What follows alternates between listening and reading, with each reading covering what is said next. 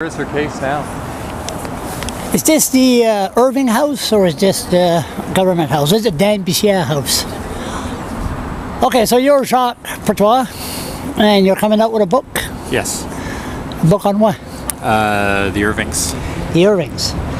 And the newspapers. Did you ask the Irvings for copyright infringement? There's no copyright issue there. It's a book, like a journalistic book, reporting on their story. Journalist? Yeah. What's a journalist in New Brunswick? You know that's a trick question, eh? Yeah. I'm a journalist. Yeah, you work for CBC? Yeah. So the book is like a journalistic account of the Irvings and the newspapers. All way back from K.C. Irving? Yeah, there's some going back to when he bought the newspapers. And some big debate of him and Louis Robichaud? Some of that, yeah. Yeah, the whole question of the ownership and what it means for the newspapers, it's in there. Did you put in there that time that J.K. Irving wrote that letter to the editor that was printed on the front page telling the readers on election day to vote for his son-in-law, Paul Zed? Did you put that in there? That's not what the letter said. The letter didn't say vote for Paul. It said he disagreed with the paper's editorial endorsing the PCs. Boy, you are a journalist. Yes, you get your facts. Okay, yes. So I'm a blogger. I can exaggerate the truth. Okay. I spent a year researching it. Researching it. So and they said that was one of the cause that Paul Zed lost the election. Well, Paul was in trouble because of the gun control issue. Yeah. But there were people who thought that editorial actually turned people off his candidacy. But it's impossible to say. The letter appeared on election day. On the front page. Yeah, the bottom of the front page. Yeah. So what's I still have it home. What privilege, what special power does J.K. Irving have to have his letter? That's what I wrote. To have his letter posted on the front page. I never had no letter to the editor posted on the front page, me.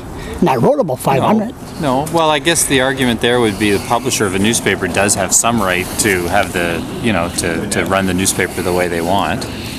And if the newspaper takes an editorial position he disagrees with, he would probably say he has the right to express his disagreement.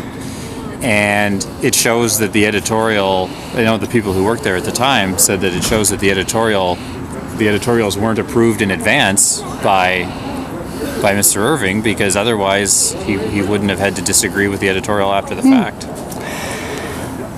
What do you think of these days now?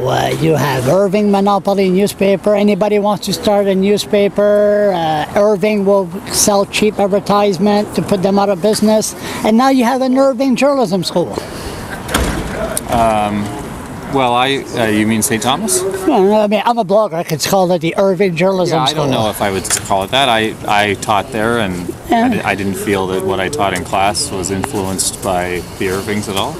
Why would they give $1 million to train their future soldiers? I mean, their future journalists. Well, I mean, a lot of companies give money to universities so that they can develop the kind of graduates that they'd want to hire.